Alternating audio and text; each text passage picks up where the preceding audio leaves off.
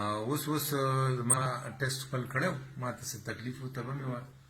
نو زما هغه ټیسټ چې دی نو هغه پازیټیو راغلی دی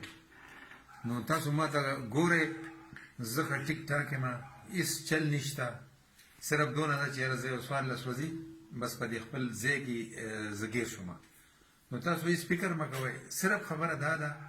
چې تاسو له دا پکار دی چې بس تاسو د خپل کور نه یا د خپل یو ځای نه ونوځئ زه وتی یم زما مجبوري وه سرکاري کار و یا زه مریض له تللی یم هغه زما مجبوري وه چې زه ډاکټر وم زه ډیچو وم ما ته دا څیز وشو دا دی تاسو راته ګورئ که تاسو وایئ چې ټوپونه درته ووایم نو ټوپونه به درته ووایم که وایئ چې د دې کوټې سر ته وخېږه د دې کوټې سر ته به وخېږم که وایئ چې جمپینګ وکړه نو جمپینګ به وکړم وروره هېڅ هم نشته په کلاره کښېنئ ښه په ارام خو زه ګرځېدلی یم ما ته میلاو شوه خبره نو خطرناکه نه ده خو تاسو ځان بچ کول غواړئ